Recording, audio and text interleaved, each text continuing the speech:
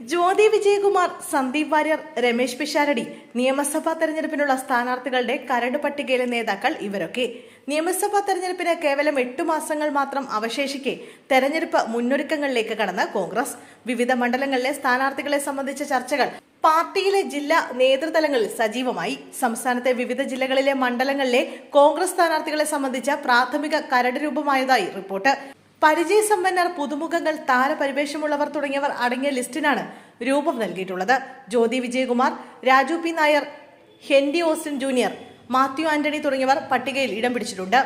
യുവ നേതാക്കളായ അരിത ബാബു, വീണ നായർ, റിജിൽ മാക്കുറ്റി, സന്ദീപ് വാര്യർ, JS അഖിൽ തുടങ്ങിയവരും സ്ഥാനാർത്ഥിത്വത്തിനായി പരിഗണനയിലുണ്ട്. കൊടിക്കുന്നിൽ സുരേഷ് ഉൾപ്പെടെ നിരവധി MPമാർ മത്സരിക്കാൻ താൽപര്യം പ്രകടിപ്പിച്ച് രംഗത്ത് വന്നിരുന്നു. ആലപ്പുഴയിൽ ഷാനിമോൾ ഉസ്മാൻ വീണ്ടും കോൺഗ്രസ് സ്ഥാനാർത്ഥിയാകാനാണ് സാധ്യത. 2021 തെരഞ്ഞെടുപ്പിൽ CPMനോട് പരാജയപ്പെട്ടെങ്കിലും മുതിർന്ന വനിതാ നേതാവ് എന്ന നിലയിൽ ഷാനിക്ക് തന്നെയാകും പ്രഥമ പരിഗണന. കായംകുളത്ത് യുവനേതാവ് അരിത ബാബു, നേമത്ത് വീണ നായർ എന്നിവർ ഏതാണ്ട് സ്ഥാനാർത്ഥിത്വം ഉറപ്പിച്ച സ്ഥിതിയാണ്.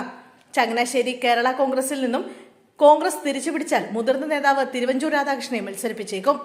കോട്ടയത്ത് മുൻ DCC പ്രസിഡന്റ് നാട്ടകം സുരേഷിനെ പരിഗണിക്കുന്നു. രാഹുൽ ഗാന്ധിയുടെയും പ്രിയങ്ക ഗാന്ധിയുടെയും വിശ്വസ്ത വിവർത്തകയും മുൻ പത്രപ്രവർത്തകയുമായ ജ്യോതി വിജയകുമാറിനെ ചെങ്ങന്നൂരിലേക്ക് പരിഗണിക്കുന്നു. പാരമ്പര്യവും യോഗ്യതയും നിറഞ്ഞ സ്ഥാനാർത്ഥിത്വമാണ് ജ്യോതിയുടെ സ്ഥാനാർത്ഥിത്വമെന്നാണ് പാർട്ടി വിലയിരുത്തൽ.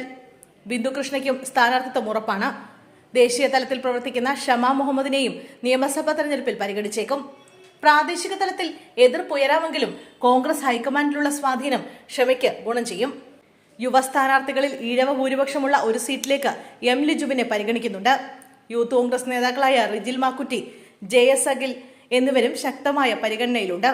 കാഞ്ഞിരപ്പള്ളിയിൽ അക്കാമ ചെറിയാന്റെയും KT തോമസിന്റെയും ചെറുമകന്റെ പേര് പരിഗണിക്കുന്നു. മൂവാറ്റുപുഴയോ പൂഞ്ഞാറോ വേണമെന്നാണ് ജോസഫ് വാഴക്കൻ ആവശ്യപ്പെടുന്നത്. വാഴക്കന് മൂവാറ്റുപുഴ സീറ്റ് നൽകിയാൽ സിറ്റിംഗ് MLA മാത്യു കുഴനാടിനെ പെരുമ്പാവൂരിലേക്ക് മാറ്റിയേക്കും. അങ്ങനെയാണെങ്കിൽ പെരുമ്പാവൂരിലെ നിലവിലെ MLA എൽദോസ് കുന്നപ്പള്ളിക്ക് മറ്റൊരു സീറ്റ് കണ്ടെത്തേണ്ടി വരും.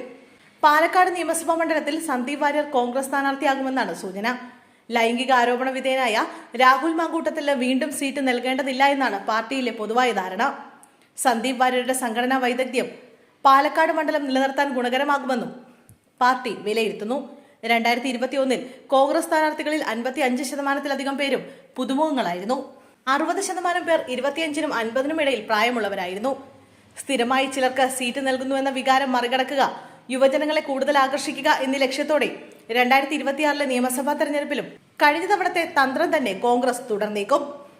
കഴിഞ്ഞ തവണ സ്ഥാനാർത്ഥികൾ നല്ലവരായിരുന്നെങ്കിലും അവർക്കായി തെരഞ്ഞെടുത്ത സീറ്റുകൾ ശരിയായിരുന്നില്ല. ഇത്തവണ അത് തിരുത്തുമെന്ന് ഒരു കോൺഗ്രസ് നേതാവ് സൂചിപ്പിച്ചു. കൊടിക്കുന്നിൽ തുടങ്ങിയ MPമാർ നിയമസഭാ തെരഞ്ഞെടുപ്പിൽ മത്സരിക്കാൻ താൽപര്യം പ്രകടിപ്പിച്ചിട്ടുണ്ട്. എന്നാൽ ഇവരെ പരിഗണിച്ചേക്കില്ല. തയ്യാറെടുപ്പുകൾ എത്ര നേരത്തെ നടത്തിയാലും പ്രധാന ശത്രുവായ ഉൾപാർട്ടി പോര് മറികടക്കുക എന്നതാണ് കോൺഗ്രസ് നേരിടുന്ന വെല്ലുവിളി. പേരുകൾ നേരത്തെ തയ്യാറാക്കാം, എന്നാൽ എല്ലാവരെയും അംഗീകരിപ്പിക്കുക എന്നതാണ് വലിയ പോരാട്ടമെന്ന് മുതിർന്ന കോൺഗ്രസ് നേതാവ് സൂചിപ്പിച്ചു.